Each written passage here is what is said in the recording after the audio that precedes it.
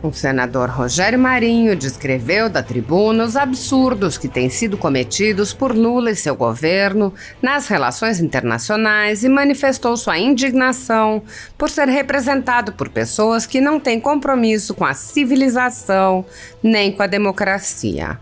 O senador relatou que foi surpreendido com as declarações de Lula ao receber brasileiros vindos da Palestina, quando Lula equiparou os atos de Israel aos do Hamas. Marinho apontou: o fato é que a política externa brasileira tem nos causado muitos constrangimentos. Veja o que aconteceu com a guerra entre a Rússia e a Ucrânia, sobre a qual o presidente Lula afirma que o agredido e o agressor estão no mesmo patamar, desconhecendo que é um princípio basilar, acordado com as sociedades do mundo, com os países do mundo inteiro, de que há um princípio de autodefesa. Quem é agredido tem o direito de se defender e não pode ser ombreado, não pode ser colocado no mesmo patamar de quem agride.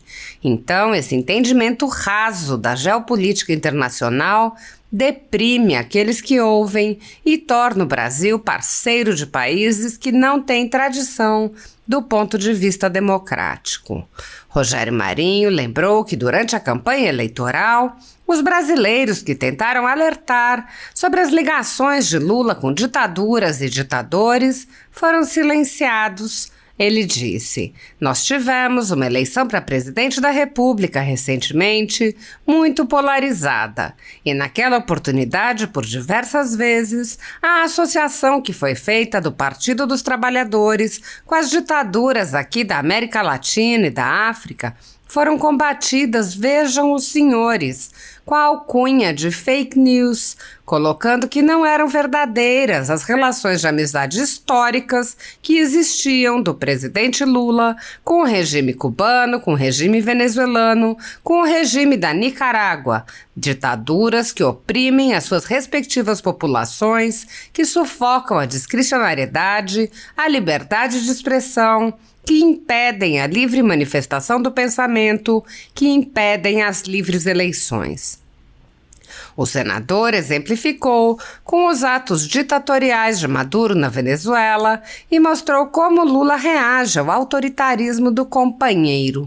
O governo do presidente Maduro, através de um Supremo Tribunal Federal instrumentalizado e escolhido a dedo pela ditadura venezuelana, decide inabilitar a Maria Corina com o argumento de que ela não poderia ser candidata, certamente porque ela pode correr o risco de derrotar o atual mandatário sob o silêncio, sob a omissão do governo brasileiro. Nós temos naquele lugar uma situação que simplesmente é um crime de lesa pátria.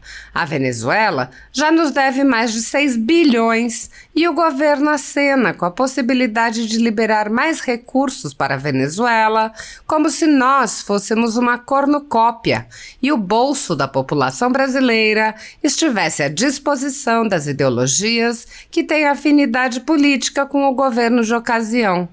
Isso certamente deve ser combatido, inclusive por este parlamento. Marinho lembrou que Lula e o PT se comportam de maneira semelhante no caso da Bolívia, apontando como o fruto do trabalho dos brasileiros é utilizado para financiar ditaduras. Vemos agora a Petrobras dizer que vai alocar mais 2,5 bilhões de dólares para fazer novos investimentos naquele país, investimentos que certamente terão o mesmo destino, já que nós temos o histórico, temos a jurisprudência da maneira como essas ditaduras totalitárias de esquerda aqui no continente funcionam. Recepcionam recurso público que é oferido com o suor do trabalhador brasileiro e, como contrapartida, se sentem credores dessa situação pelo viés, entre aspas, imperialista brasileiro. Não pagam as suas contas. Retomando o tema de Israel, o senador lembrou que o governo Lula, além de mentir sobre a maior repatriação da história, ainda fez uma distinção entre os brasileiros que voltaram de Israel e os brasileiros que voltaram da Palestina. Marinho explicou que Lula foi pessoalmente receber o voo da Palestina, mas não recepcionou os brasileiros advindos de Israel. Ele disse: vieram quase 1.000 israelenses ou parentes de israelenses e ele não foi ao aeroporto receber esses cidadãos que igualmente estavam fugindo da conflagração, da guerra, do morticínio. O senador afirmou: essa parcialidade, esse posicionamento ideológico que relativiza a moral, a ética, que compara a barbárie a uma ação de guerra, é muito similar ao que o PT tem praticado quando relativiza o conceito da liberdade, da democracia e da liberdade de expressão. Rogério Marinho afirmou: tomei a liberdade de vir hoje a público aproveitando aqui o momento que nós temos para colocar a minha indignação, minha perplexidade de como brasileiro estar sendo representado por alguém que relativiza a moral, a ética cristã, os fundamentos de uma sociedade ocidental que preza sobretudo a defesa das pessoas, da civilidade, do relacionamento entre sociedades e que despreza a barbárie e o injustificado. Literalmente, nós estamos em um momento em que a barbárie está de um lado e a civilização está do outro. É uma pena assistirmos aos reiterados depoimentos do presidente e daqueles que o cercam, no sentido de relativizar os crimes cometidos pelo Hamas e outros que são congêneres. O senador apontou que o posicionamento político pró-barbárie já tinha sido demonstrado no Brasil com a perseguição e prisão em massa de inocentes. Ao mesmo tempo, eles afirmarem, por exemplo, que o que aconteceu no dia 8 de janeiro, uma população desarmada, composta de velhos, de crianças, esses sim são...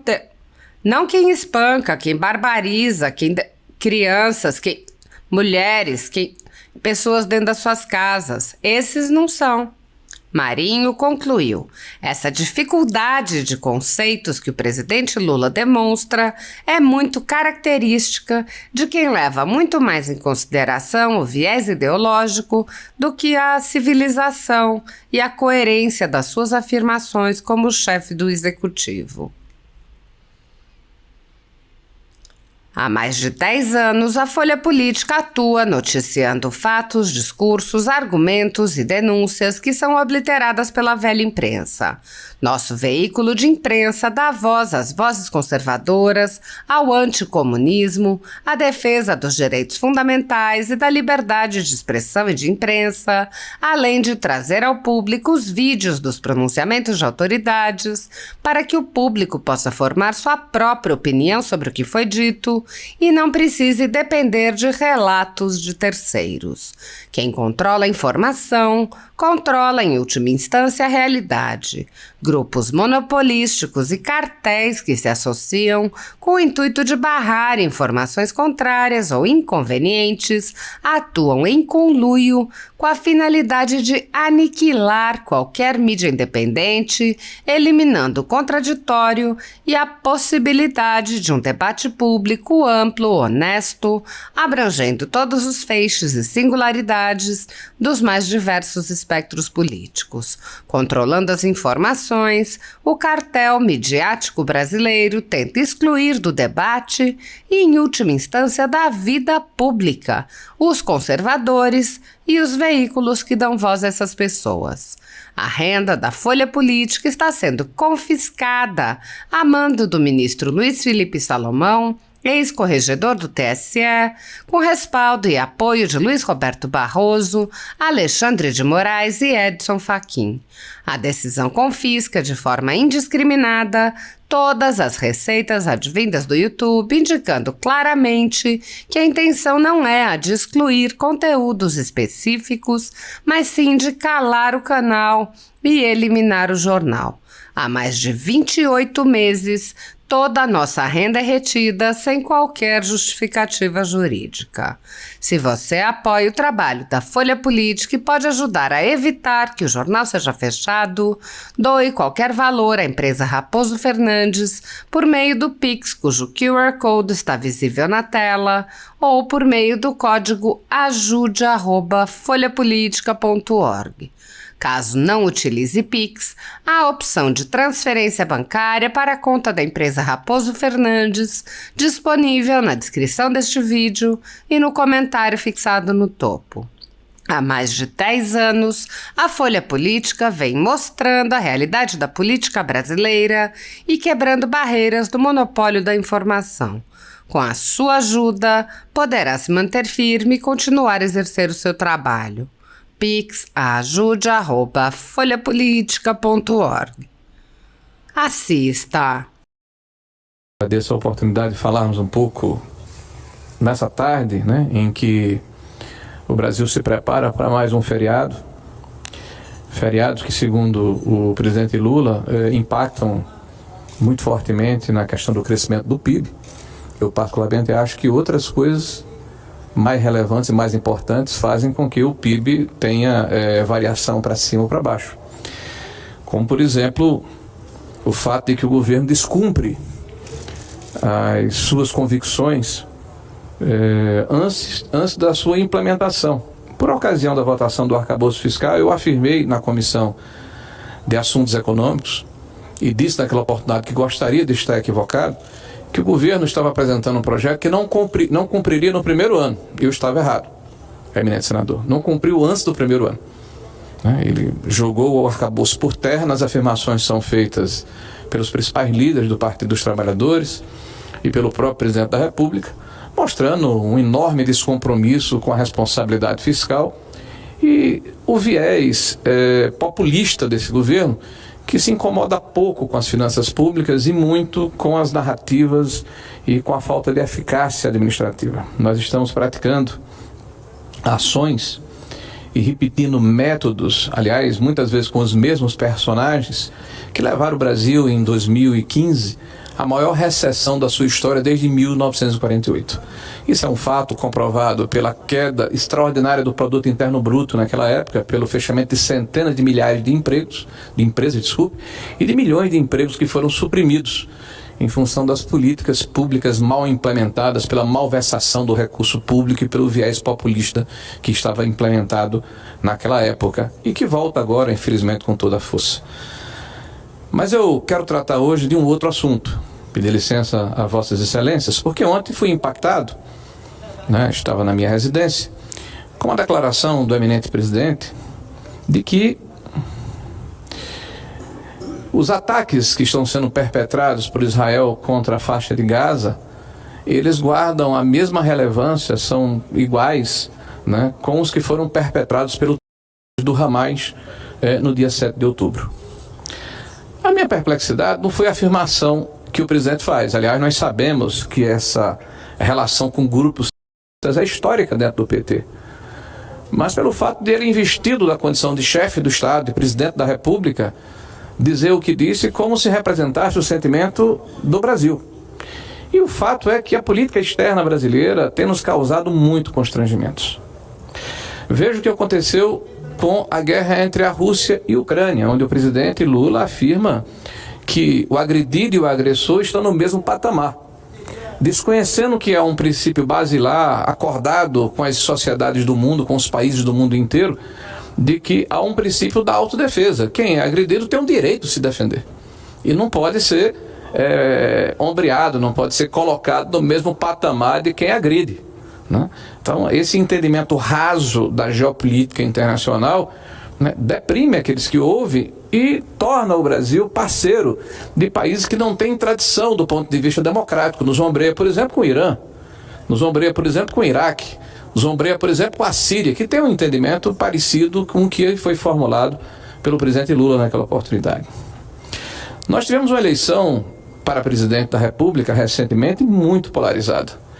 E naquela oportunidade, eminente presidente, por diversas vezes, a associação que foi feita do Partido dos Trabalhadores com as ditaduras aqui da América Latina e da África foram combatidas, vejam senhores, com a alcunha de fake news, colocando que não eram verdadeiras as relações de amizade históricas que existiam do presidente Lula com o regime cubano, com o regime venezuelano, com o regime da Nicarágua, ditaduras que oprimem as suas respectivas populações, que sufocam a discricionalidade, a liberdade de expressão, que impedem a livre manifestação do pensamento, que impedem as livres eleições. Veja, por exemplo, a Venezuela.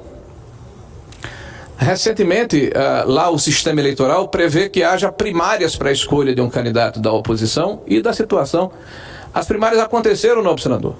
E mais de 90% dos venezuelanos que foram às urnas, através de supervisão, inclusive internacional, entenderam que a sua candidata de oposição era a ex-deputada Maria Corina.